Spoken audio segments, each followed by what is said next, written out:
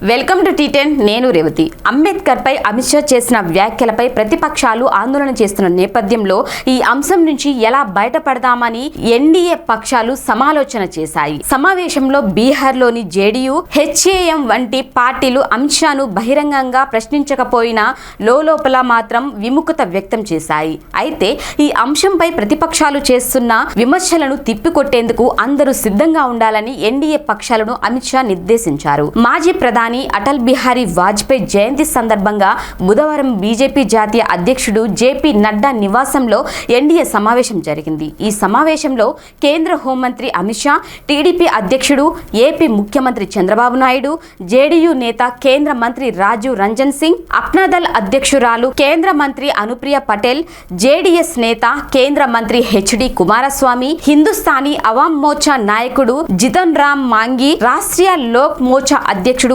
ఉపేంద్ర కుష్వాహా, భరత్ ధర్మ జన్మసేన అధ్యక్షుడు తుషార్ వెల్లపల్లి తదితరులు పాల్గొన్నారు. రాజకీయ వ్యూహాల చుట్టూ చర్చలు జరిగినట్టు తెలుస్తోంది.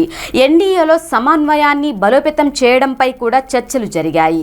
అంబేద్కర్ పై అనుచిత వ్యాఖ్యలు విషయంలో కాంగ్రెస్, ఇతర పార్టీలు చేస్తున్న ఆందోళన నుంచి బయటపడాలని, ప్రభుత్వ సానుకూల విధానాలు, చొరవలను అమలు చేయడంపై దృష్టి పెట్టాలని ఎన్డీఏ నాయకులు అమిత్ షా సూచించినట్టు విశ్వసనీయ వర్గాలు తెలిపాయి. పార్లమెంటు ఉభయ సభలలో రాజ్యాంగ దినోత్సవం రోజున జరిగిన నిర్మాణాత్మక చర్చల ప్రాముఖ్యతను ఈ సమావేశం నొక్కి చెప్పింది. వాజ్పేయి జయంతి సందర్భంగా భవిష్యత్ సమావేశాలను ఏర్పాటు చేయడంతో ఆయన వారసత్వాన్ని స్మరించుకోవాలని కూటమి నిర్ణయించింది. కేంద్ర ప్రభుత్వం అమలు చేస్తున్న పథకాలు రాష్ట్రంలో ఏ విధంగా ముందుకు తీసుకుని వెళ్లాలనే అంశాలపై చర్చించినట్టు సమాచారం. ఈ సమావేశంలో వన్ నేషన్ వన్ ఎలక్షన్, వక్ఫ్ బోర్డు అంశాలు చర్చకు రాలేదని నేతలు పేర్కొన్నారు. దీనిపై మీ కామెంట్ తెలియజేయండి. ఇది వాళ్ళని చూస్తూనే ఉండండి టీ10.